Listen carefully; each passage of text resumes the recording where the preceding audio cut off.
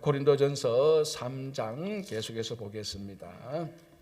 자, 아시다시피 고린도전서를 사도 바울이 썼던 이유는 고린도 교회에 문제가 있었다라는 것을 글로에라는 사람의 편에 듣고 난 다음에 그 문제를 이제 해결하기 위하여서 해결에 도움을 주기 위해서 사도 바울이 썼던 편지입니다. 그 첫 번째 이제 앞으로 읽어보면 고린도 교회의 문제들이 계속해서 나열되는데 그 첫 번째 문제가 고린도 교회에 있었던 당파 문제, 네파로 나누어졌던 그 문제였습니다. 이것을 사도 바울이 이제 이미 1장, 2장에서 가장 근본적인 해결책을 제시했습니다. 무슨 말인가 하면은 그 당파가 나누어진 이유 중에 하나가 세례 때문에 나누어진 이유도 있었습니다. 왜냐하면은 내가 누구한테 세례를 받느냐에 따라서 누구 편이 되어버렸습니다. 이게 원래 세례가 원래 그런 게 아닌데 세상에 있었던 어떤 그런 충성심, 그러니까 세상이 어떤가 하면은 누가 내게 큰 은혜를 베풀었다면은 그 사람 편이 되어버리고 그 사람이 또 그 사람이 이제 그 당시 고대 로마는 한 사람이 누구를 완전히 그 사람이 살도록 해주면은 그 사람은 그 군주에게 충성 봉사하는 이런 시스템이 있었습니다. 그런 시스템과 같은 생각들이 고린도 교회에 들어왔습니다. 그래서 세례를 그렇게 생각해 버린 것입니다. 내가 누구한테 세례를 받았으니까 내가 누구 편이지. 세례는 누구 편, 과거에 누구 편이었다면은 그 누구 편이었는 것을 다 해제시키고 모든 사람과 화해하는 게 세례인데 이걸 잘못 이해해가지고 당파가 생기는데 세례가 큰 역할을 했다는 것을 바울이 알고 세례는 그런 게 아니다. 세례는 그리스도 안에 죽고 사는 건데 내가 너희한테 뭐 세례 많이 줘서 너희들이 내 편이 됐냐, 그렇지 않다라고 세례에 대해서 얘기를 했고 또 뭐냐 하면 가장 중요한 것은 십자가에 대해서 얘기했습니다. 십자가의 지혜, 그리고 그리스도, 예수 그리스도의 몸이 하나인데 그 몸이 나뉘어졌느냐, 그렇지 않지 않느냐, 그리스도의 몸이 하나이듯이 너희도 하나가 되어야 한다.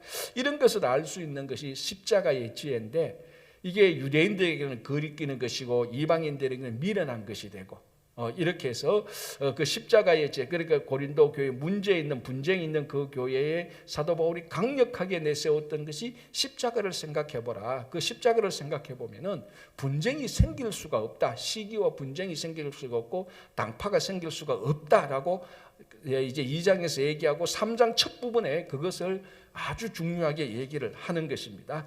자, 이제 그 전에 바울이 뭐라고 말하는가 하면요.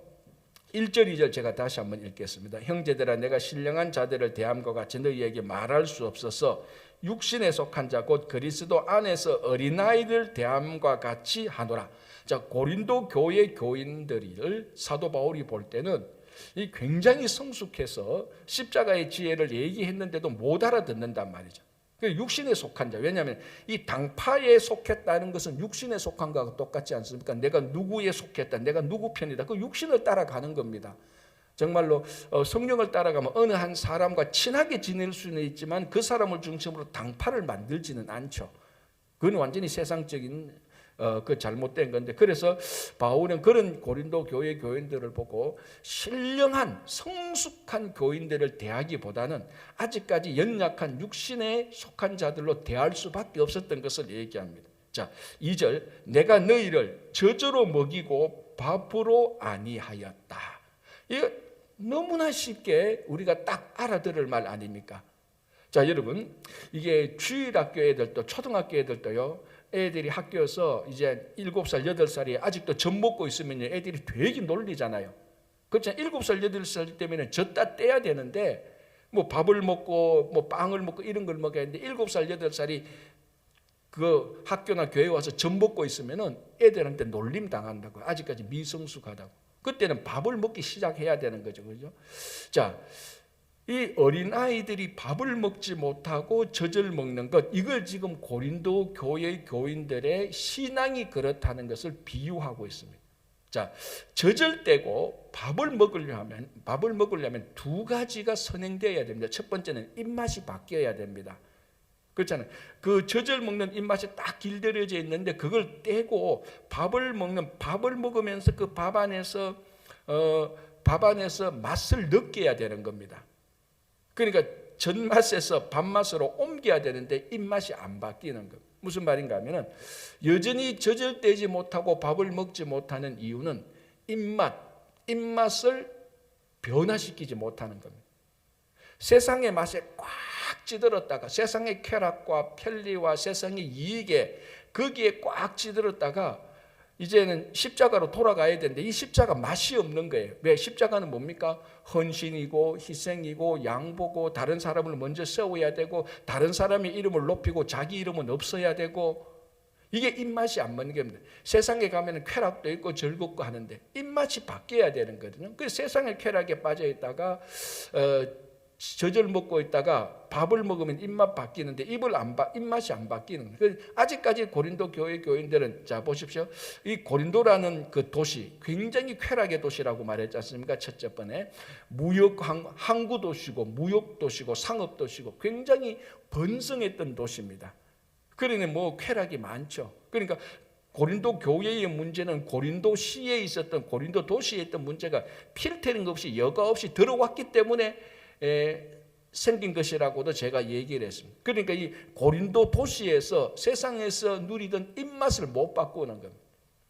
우리 성도들도 그런 사람들이 있지 않습니까? 교회는 왔는데 세례는 받았는데 여전히 주일날 겨우 예배드리고 월요일부터 토요일까지 세상의 입맛대로 사는 사람, 그거는 여전히 그 사람은 평생 젖만 먹고 있어야 되는 겁니다. 신앙생활 50년 60년 전혀 생각 없습니다.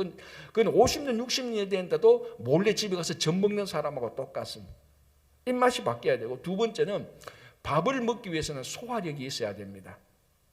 밥은 딱딱한 거잖아요. 그 젖에 비해서 훨씬 더 딱딱한 건 아닙니까? 그러니까 성숙한 사람은 이제 딱딱한 것을 먹을 줄 알아야 되는 겁니다. 그리고 먹고 난 다음에 그게 가능해서 그것을 소화시킬 수 있어야 됩니다. 수용력이 있어야 되는 겁니다. 그래서 이제 우리가 성경 공부를 하거나 예배를 하거나 좀 덜 성숙하지 못한 사람은 예배 시간 1분만 자기가 기대했던 것만 3분만 더 길어도 막 안절부절합니다. 왜 이래 오래 하느냐, 뭐 왜 이래 오늘 뭐 찬양이 기냐, 설교는 왜 이래 기냐, 왜 저 얘기 또 하느냐. 그러니까 이게 성숙되지 못하니까 약간만 더 길어도 약간만 더 딱딱한 게 와도 소화를 못 시키는 겁니다. 자, 여러분, 한 사람이 음식을 소화 못 시킨다면 그 사람 오래 살지 못하죠. 왜? 소화를 못 시킨다는 것은 그 어떤 음식의 영양분을 자기가 누리지 못한다는 겁니다. 물론 요즘은 의학이 많이 발달해서 뭐 닌겔도 엮고 이렇게 해서 영양분은 줄 수 있지만 사도 바울이 있을 때는 그런 시스템이 없었습니다. 사도 바울이 있었을 때는 딱 음식을 통하여서 영양분만 취할 수가 있습니다. 그러니까 딱딱한 음식, 단단한 음식 이런 가운데 영양분이 있는 게 굉장히 많습니다. 그걸 먹을 줄 알고, 먹을 줄 안다는 것은 수용할 줄 알고 소화시킬 줄 알아야 된다. 자, 다시 말씀드리지만 가장 딱딱한 음식이 뭡니까? 고린도 교회 교인들이 먹어야 될 가장 딱딱한 음식, 그게 십자가 아닙니까? 십자가를 받아들이고 수용하고 소화를 못 시키는 거예요. 그러니까 진짜 성숙한 사람은 십자가를 받고 그걸 소화하고, 그래서 그 십자가에서 나오는 영양분으로 살아가는 겁니다. 십자가의 영양분이 뭡니까? 희생하고 헌신하고. 그래서 성숙한 사람은 희생하고 헌신하고 양보하고 다른 사람을 세워주는 것으로부터 진짜 영양분을 받아 누리는 겁니다. 근데 성숙하지 못한 사람은 일단 십자가를 받고 소화도 못 시키고, 만약에 소화를 억지로 시켰다 할지라도 거기에 나오는 영양분을 몸이 받지를 못합니다. 헌신, 희생, 남을 세워 다른 사람을 이름을 높여줘 내 이름을 빼, 그거는 소화력이 없는 사람은 하지 못하는 겁니다. 지금 바로 바울이, 그래서 바울이 고린도 교인을 보니까 너무 어리고 육신에 속한 사람이니까 이거 밥 줬다가는 먹지도 못하고 밥 줬다가는 뭡니까? 소화도 못 시킬 거니까 오히려 병날 것 같으니까 어쩔 수 없이 너희들이 젖만 먹였다. 자, 그런데 여러분 그 젖만 먹고 사는 어린아이들이 언젠가는 반드시 밥을 먹어야 되는 거예요. 안 그러면 절대로 성숙하지 못합니다. 무슨 말인가 하면 여러분들이 우리가 신앙생활을 얼마나 오래 했다, 성경을 몇 번 봤다, 그거 다 중요해요. 그러나 그게 성숙의 본질은 절대로 아닙니다. 여러분 우리 삶 속에 십자가가 없다면요, 저는 목회하면서 저는 이렇게 생각해요. 사람을 판단하는 건 아니지만 어떤 사람 속에 십자가의 향기가 나지 않다면 저는 성도는 성도지만 저는 성숙한 사람으로 사실은 인정을 안 해요. 그렇지 않습니까? 그 삶 속에 십자가가 없는데 어떻게 성숙한 사람이 됩니까? 모든 데 있어서 자기 이름이 올라가야 되고, 모든 데 있어서 자기가 인기를 얻어야 되고, 모든 데 있어서 자기가 편해야 되고, 모든 것에서 자기가 이익을 누려야 되고, 그건 십자가가 우리들에게 가르쳐주는 신앙생활이 아니거든요. 그런 사람은 절대로 뭐 사회적인 신분이 어떤지, 나이가 어떻든지, 신앙생활 몇십 년 했든지, 목회자가 볼 때는 그런 사람은 성숙한 사람이 아니에요. 여전히 고린도 교인처럼 젖만 먹고 있는 사람. 자, 여러분들 그러면 지금 한번 생각해 보세요. 여러분들 이제 이 신앙으로 젖을 먹는 사람입니까? 밥을 먹는 사람입니까? 다 밥 먹는 사람이라고 다 생각하겠죠. 그러나 실제로 밥을 먹는 십자가를 먹는데 그 영양분으로 살아갑니까? 여러분 삶 속에 헌신과 희생과 양보와 다른 사람을 세운 건가? 이런 것들이 있느냐는 것이죠. 그렇지 않다면 여전히 고린도 교인처럼 젖만 먹고 있는 사람. 그런데 바울이 지금 안타까운 마음으로 하는 거예요. 내가 너희를 젖으로 먹이고 밥으로 아니하였노니 이는 너희가 감당하지 못하였을거니와 지금도 못한다. 이 사도의 그 고린도 교회를 개척한 사도의 안타까움과 아쉬움이 들어가 있는 거예요. 그러니까 시기와 분쟁이 생겨서 당파가 생기는 겁니다. 그러니까 당파가 생기는 거예요. 자, 여러분 십자가를 받아들이고 십자가를 수용하고 십자가의 영양분으로 살아가는 사람이 당파를 만들 시기와 분쟁이 없고 시기와 분쟁이 없으니까 당파가 없는 거죠. 당파의 본질은 시기와 분쟁입니다. 여러분 뭐 굳이 말할 필요 없이 우리나라 조선시대 한번 보십시오. 노론, 소론 얼마나 나누어집니까? 그것 때문에요. 얼마나 죽임. 우리가 잘 아는 그 사도세자도 그 영조 아들 사도세자 그 조선시대 얼마나 그 비참한 일들, 그거 다 노론, 소론 정치 영향 아닙니까? 그게 왜 다 당파잖아요. 그럼 그 당파의 본질은 뭐냐? 시기와 분쟁이라는 거예요. 오늘 사도 바울은 시기와 분쟁이 왜 생기냐? 밥을 먹지 못하니까 문제라는 거예요. 성숙한 것을 먹지 못, 다른 말 십자가를 먹지 못하니까, 먹는다는 게 좀 이상. 십자가를 받아버리지 못하니까 시기와 분쟁이 생기고 그걸로 인해서 당파가 생기고 당파가 생기니까 교회가 위기에 빠지는 겁니다.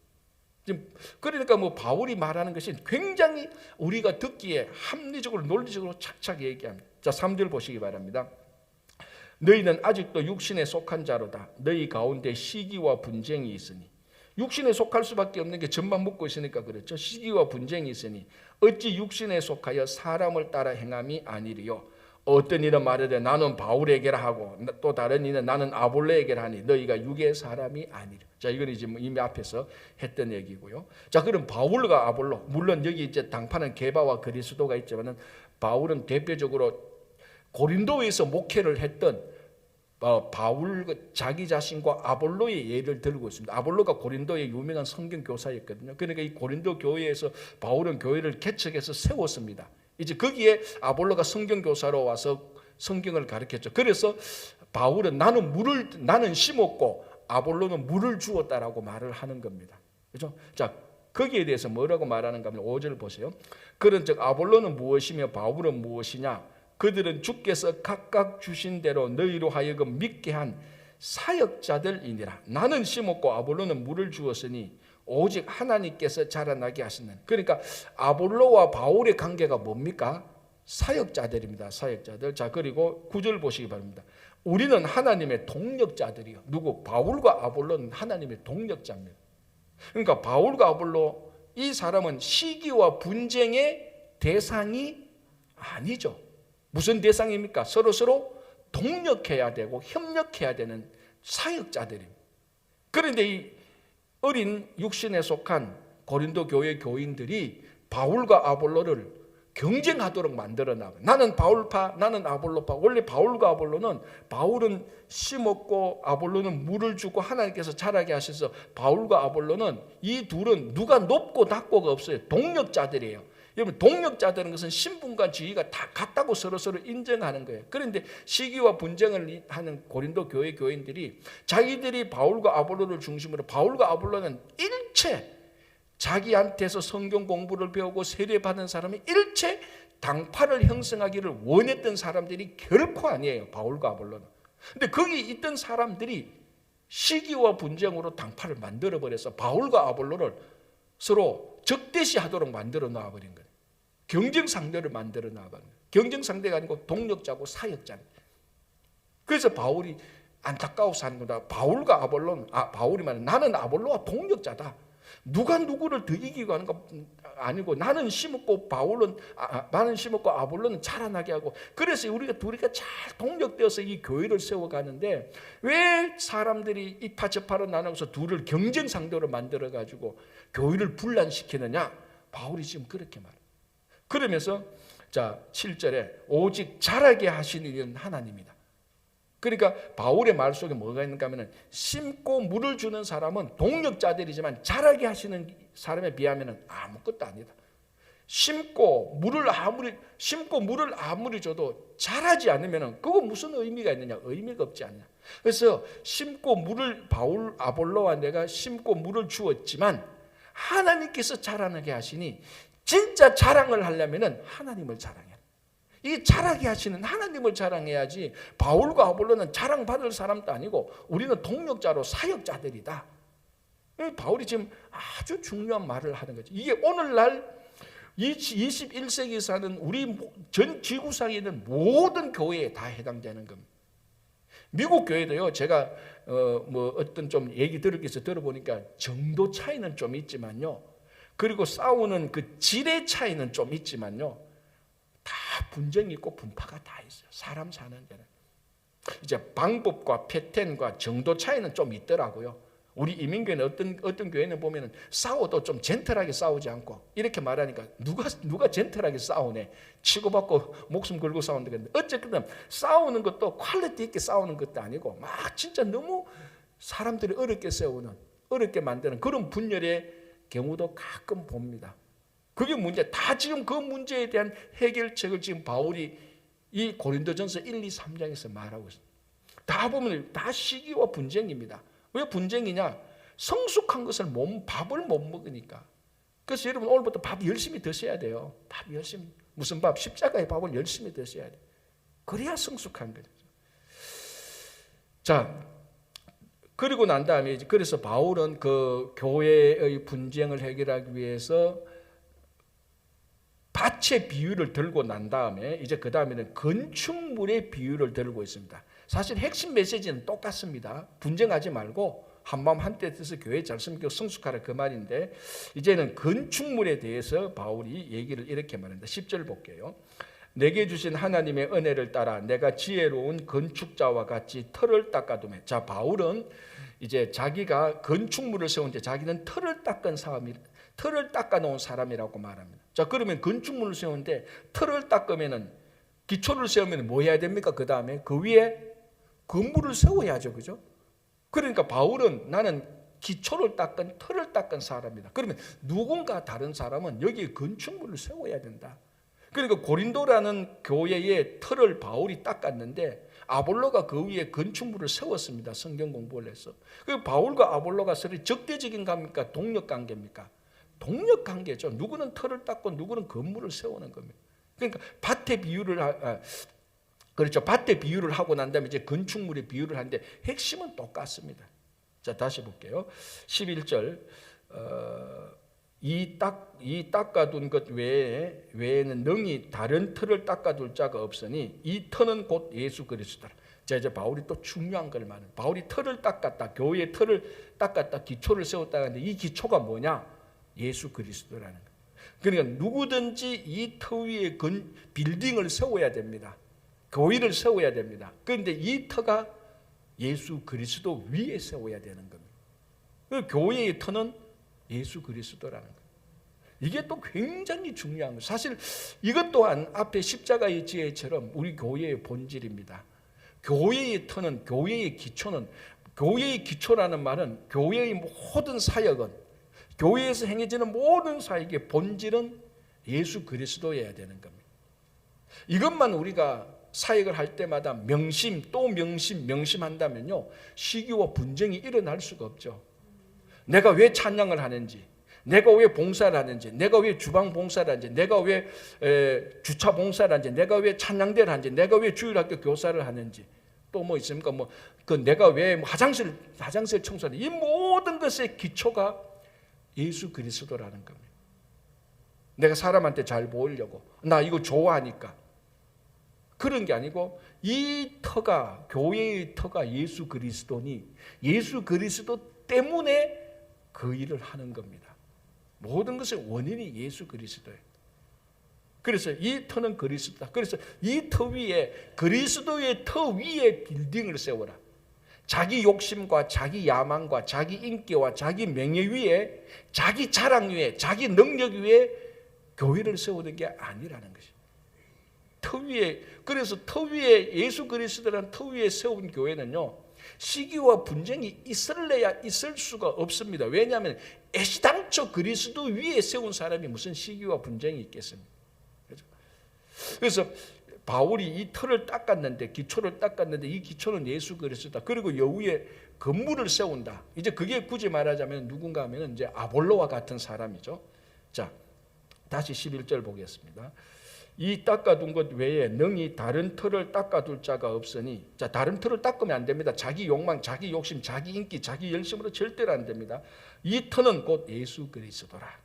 22절, 만일 누구든지 금이나 은이나 보석이나 나무나 풀이나 지푸를 이 터 위에 세우면, 자, 이제 나오는 게, 이 예수 그리스도의 터 위에 빌딩을 세워야 되는데, 자, 터 위에 빌딩을 세우는데 어떤 사람은 건물을 짓고 어떤 사람은 은이나 보석이나 나무나 풀이나 이런 걸로 막 세웁니다. 재료들로. 그런데 이것이 이제 하나의 예죠.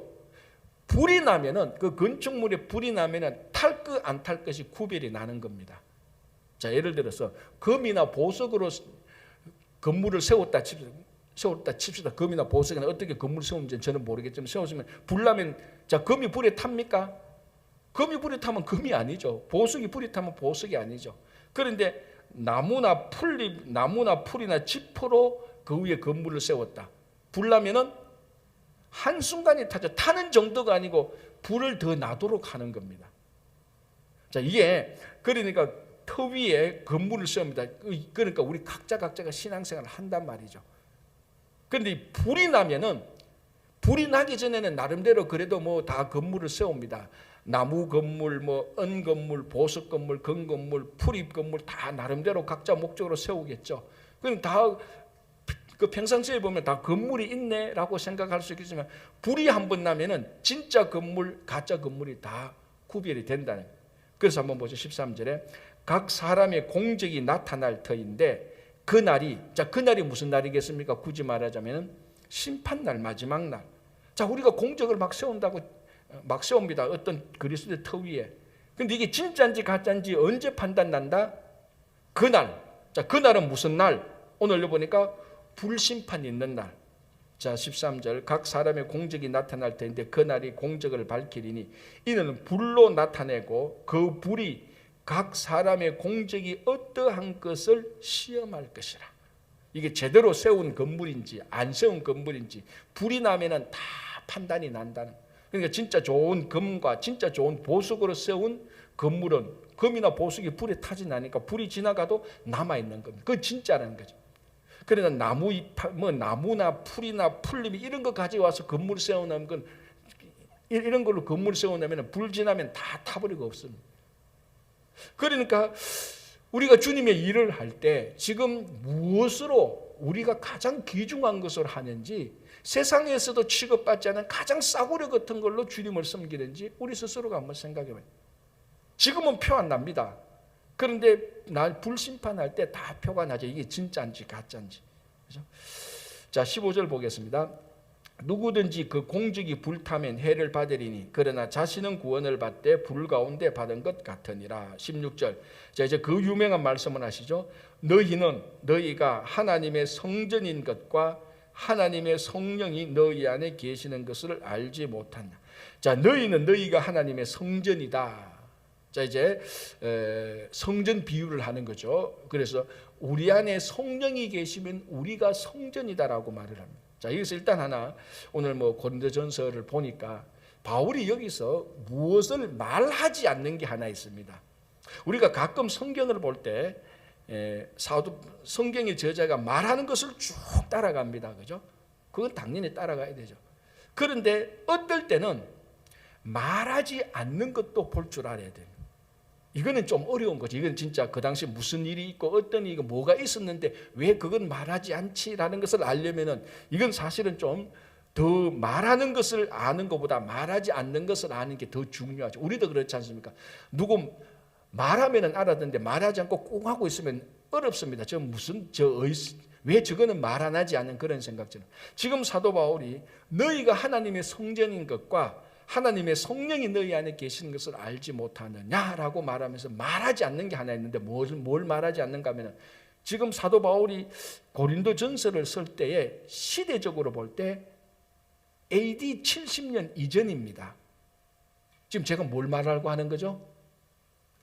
예루살렘 성전을 얘기하는, 성전이 AD 70년에 로마인대로 와서 다 부숴버린. 그런데 바울이 고린도 전서를 쓸 때 예루살렘에 성전이 있습니까 없습니까? 아직 있다고요. 그런데 바울이 진짜 성전은 예루살렘 성전이 아니고 너희 안에 성령이 거하면 너희가 진짜 성전이라고 말해요. 그러니까 지금 뭘 말해요? 예루살렘 성전을 얘기하지 않는, 이걸 우리가 또 좀 생각해 볼 필요가 있다. 누구나 바울은 정통 유대인입니다. 정통 율법을 배운 사람입니다. 유대인 중에 유대인이라고 그랬죠. 바리새인 중에 바리새인이라고. 이런 사람들의 삶의 모든 중심은요, 이 당시만 해도 전부 다 성전 중심이었어요. 그런데 바울이 성전을 말하면서 예루살렘 성전을 말하지 않아요. 각 성도 한 사람 한 사람이 성전이라고 말하고 있어요.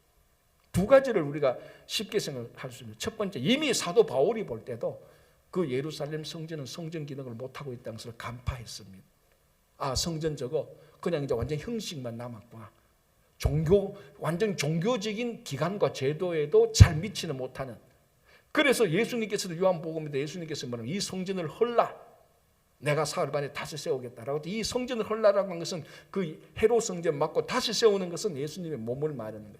예수님께서도 계실 때에 예루살렘 성전에 들어가 보니까 뭐 했습니까? 성전에서 장사하고 매매하고 돈 바꾸고. 성전이 성전 기능을 못했다는 거예요.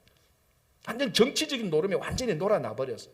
예수님께서도 그랬고, 예수님이 성천하시고 난 다음에 사도 바울이 성전이 무너지기 전까지 봐도 사도 바울도 똑같은 생각. 저 예루살렘 성전이 이제 더 이상 성전이 아니다. 그러면 누가 진짜 성전이냐? 성령이 있는 성도 한 사람 한 사람이 성전이라. 그래서 16절에 너희가 너희의 하나님의 성전인 것과 하나님의 성령이 너희 안에 계시는 것을 알지 못하느냐. 이 고린도 교회 분쟁이 생기고 막 이러니까 진짜 교회를 세워라. 너희 한 사람 한 사람이 진짜 교회여야 되는데 이 교회가 시기와 분쟁에 의해서 당파를 나누면 어떻게 되냐. 이제 이런 얘기를 하는 거예요. 우리 한 사람 한 사람이 교회가 되는 겁니다. 성령이 있어요. 자, 이제 여기서 하나 혹시나 오해가 생길까 싶어서 얘기하는데요. 분명히 교회에서는 당파가 없어야 됩니다.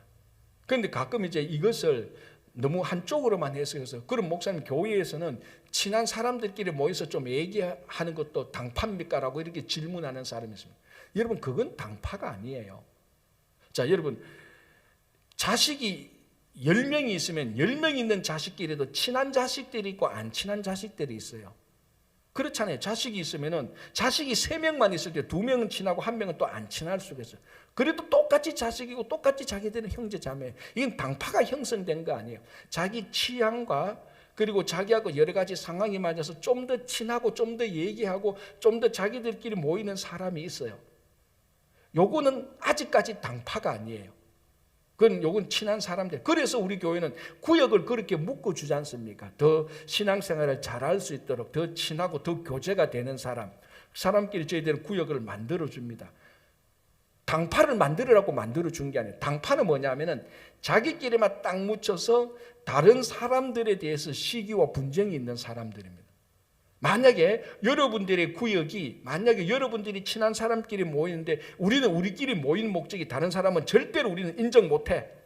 우리끼리만 진짜야. 다른 사람이 올라가면 막 시기하고 분쟁하면, 그러면 이것이 구역이든지 성교회든지 그냥 몇 사람이 모였든지 요거는 당파가 되는 겁니다. 이거는 고린도 교회에서 바울이 심각하게 보던 당파죠. 그러나 누구하고는 좀 더 친하게 지낼 수 있어요. 그러나 내가 이 사람하고는 취향도 맞고 내하고 살아온 삶의 과거 환경도 맞고 얘기가 좀 더 잘 되는 사람이 분명히 있습니다. 어떤 사람은 얘기가 안 되는 사람도 있죠. 그죠? 얘기가 안 되는 사람이라고 해서 그 사람을 배제시키거나 그 사람을 나쁘다고 해서는 안 되는 거죠. 그러면 당파가 되는 거예요. 쉽게 말해서 당파는 내가 모인 사람들 외에는 다 왕따시키는 게 당파예요. 교회는 그러면 안 돼요. 그러나 내가 누구하고 더 친해도 다른 사람을 절대로 왕따 신겨. 난 이 사람하고 더 친하지만 이 사람하고도 충분히 신앙적인 교제를 한다. 나는 이 사람을 시기하지도 않고 분쟁하지도 않고 이 사람을 미워하지도 않는다. 그러면 그건 당파가 아니에요. 그런 모임이 많으면 많을수록 더 공동체는 더 액티베이션이 되는 겁니다. 그래서 가끔 제가 전번에도 얘기하니까 그래서 뭐 누구끼리는 좀 더 친하고 누구는 안 친하고 우리는 우리끼리 친하고 이게 당파가 되지 않느냐. 당파될 가능성은 항상 있죠.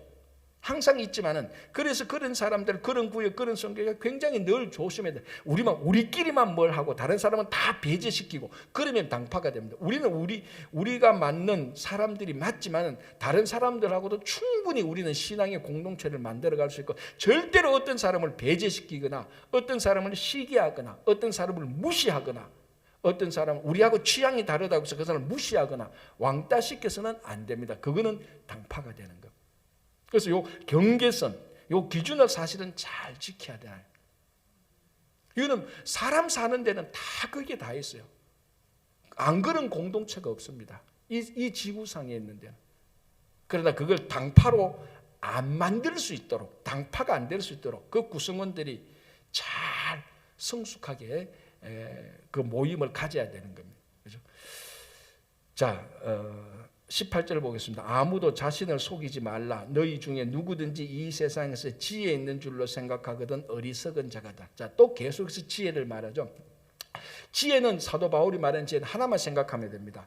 사도 바울이 추구하는 지혜는 하나님의 지혜고 사도 바울이 이런 지혜는 안 된다라고 말할 때는 세상 지혜입니다. 그 세상 지혜가 아무리 똑똑하고 아무리 잘 나가더라도 그래서 아무도 자신을 속이지 말라. 너희 중에 누구든지 이 세상에서 지혜 있는 줄로 생각하거든 어리석은 자가 되라. 이 세상의 지혜로 네가 똑똑하고 네가 잘나고 그러면 너 스스로 낮추어라. 그렇지 않다면 결코 하나님의 지혜를 알지 못한다는 거예요. 여러분 한 사람이 똑똑해서 세상에서 그 똑똑함으로 잘남으로 인정받는데 겸손하지 못하다면 그 사람은 절대로 십자가의 지혜를 알 수 없고 받아들일 수 없습니다. 자기가 세상에서 똑똑하고 안 똑똑하고 둘째치고라도 세상의 지혜는 하나님의 지혜 앞에서 고개를 숙일 줄 알아야 되는 겁니다. 그래서 사도 바울이 네가 세상에서 잘 나가느냐 너 똑똑하냐. 왜? 자, 고린도 교회 교인들의 이게 사회학적으로 분석해 놓은 책을 보면 고린도 교회에는 어떤 사람들이 모여 있는가 하면요. 한 4분의 3 정도, 굳이 말하면 4분의 3 정도는 일반 서민들이에요. 약한 사람들이 많다고요. 그 사회에서 잘나고 똑똑하기보다도 오히려 더 서민 가운데서도 좀 하청 이런 사람들이 주류를 이루고 있습니다. 대부분. 그런데 한 4분의 많이 보면은 4분의 아니면 뭐 5분의 6분의 1 어떤 사람들은 그 고린도에서 엘리트층입니다. 엘리트층. 그러니까 이 고린도 교회도 그런 나눔이 약간 있습니다. 엘리트층하고 안 엘리트층하고. 그게 그러나 심각한 문제는 일으키지 않습니다. 고린도 교회를 쭉 읽어보면 그런 분쟁은 그렇게 심각하지 않아요. 그러나 바울은 그걸 알고 있었기 때문에 그런 사람들에 대한 권면도 하는 겁니다. 일부 사람들. 자, 우리가 만약에 이게 고린도전서가 아니고 친구전서라면 어떻게 되겠습니까? 친구 교회에 보내는 편지라면 우리가 딱 읽어보면은 요거는 바울이 무슨 말을 하는가 보다 좀 감을 잡을 수 있잖아요. 그래서 여기서 세상의 지혜가 있는 자들은 고린도 교회의 일부 엘리트층, 사회 엘리트층들에게 얘기를 합니다. 너희들은 세상에서 잘 나간다고 해서 너희들이 그 지혜 가지고 겸손하지 않으면 절대로 하나님의 지혜를 알지 못한다고 얘기하는 겁니다. 그래서 자 19절 이 세상 지혜는 하나님께 어리석은 것이니 그 똑똑한 것 가지고 하나님 앞에 나왔다고 하면 오히려 더 어리석은 것이 된다는 겁니다. 19절 이 세상 지혜는 하나님께 어리석은 것이니 기록된 바 하나님은 지혜 있는 자들로 하여금 자기 꾀에 빠지게 하시는 이라 하였고 또 주께서 지혜 있는 자들의 생각을 헛것으로 아신다 하셨느니라. 그러니까 이 세상 지혜에 헛것과 자기계에 빠지는 것을 사도 바울이 미리 경고를 하는 겁니다. 그래서 분쟁에 관하여서 얘기하면서 당파에 대한 분쟁이 심각하지만은 그래도 혹시나 너희들 가운데 아주 엘리트층과 비엘리트층, 세상의 지혜에 똑똑함을 자랑하는 사람들은 결코 그거 자랑해서는 안 된다라고 얘기를 하는 겁니다. 자, 21절, 22절 리선 한번 읽어볼게요. 간단히. 그런즉 누구든지 사람을 자랑하지 말라. 자, 여기 뭔가 하면 아까 제가 얘기했는 것처럼 그 엘리트층의 일부 사람을 말하는 겁니다. 누구든지 사람을 자랑하지 말라. 만물이 다 너희 것이다. 바울이나 아볼로나 게바나 세계나 사망이나 지금 것이나 장래 것이나 다 너희의 것이요. 자, 만물이 다 너희 것이고 너희의 것이고 너희는 그리스도의 것이고 그리스도는 하나님의 것이다. 결국은 사람을 자랑할 게 없는 것은 그 모든 것이 다 누구 것이다? 쭉 가면은 하나님의 것이라는 거예요. 그래서 자랑하려면은 하나님을 자랑하고 자랑하려면 주 안에서 자랑하라는 거예요. 우리가 가지고 있는 세상의 높은 것들 이거 쭉 따라가면 하나님의 것이다. 그럼 모든 것이 하나님부터 나왔는데 뭘 그 받은 사람이 가지고 그걸 자랑하느냐? 그래서 자랑하지 말라. 이 모든 것들이 다 시기와 분쟁과 당파의 요소가 되는 것을 얘기해 주고 있습니다. 자, 말씀을 맺겠습니다. 그래서 여러분 마음속에 항상 이제 혹시나 젖먹는 사람이 있다면 이제 젖대시기 바랍니다. 젖대세요. 이제 밥을 먹어야 됩니다. 십자가를 먹어야 돼요. 이제 십자가를 지고 가야 됩니다. 그러면 사실은 다 해결되는 거예요. 십자가 지고 가는데 무슨 시기와 분쟁이 있고 무슨 당파가 있겠습니까? 무슨 십자가 지고 가는데 왕따를 시키고 그런 게 뭐가 있겠습니까? 오늘 다시 한번 여러분들이 진짜 성숙한, 훨씬 더 성숙한 그런 십자가를 지고 가는 삶이 되기를 간절히 바랍니다. 기도하겠습니다. 하나님 감사합니다. 오늘도 하루를 시작합니다. 우리가 혹시나 아직까지도 신앙에 연약하면서 벗어나지 못해서 밥을 먹지 못하고 젖을 먹는 어린아이가 아닌지 되돌아보고 세상의 입맛을 버리고 그리고 소화력을 더 증진시켜서 영양가 있는 가장 영양가 있는 십자가를 받아들일 수 있도록 인도하여 주시옵소서. 십자가를 따라감으로 십자가를 지고 감으로 우리 마음속에 있는 인간적인 세상적인 시기와 분쟁이 다 없어질 수 있도록 주님 도와주시옵소서. 내일 추수감사절입니다. 다시 한번 하나님께서 우리에게 주신 것에 대한 감사가 넘치게 하시고 감사가 이끄는 삶이 되게 하여 주시고 우리 삶 속에 말이나 행동 모든 것에 감사가 습관이 되게 하여 주시옵소서. 우리 장건 집사님과 환우들 주님께서 고쳐주시고 회복시켜 주시고 모든 자녀마다 어른들마다 하나님께서 인도해 주시고 가정과 일터 위에 복을 내려주시고 친구교회가 날마다 주님께서 맡겨주신 사명 잘 감당케 하여 주시고 우리 조국 대한민국과 우리가 살고 있는 미국과 또 우크라이나 그 모든 나라들이 하나님의 나라가 되도록 도와주시옵소서. 예수님 이름으로 기도합니다. 아멘.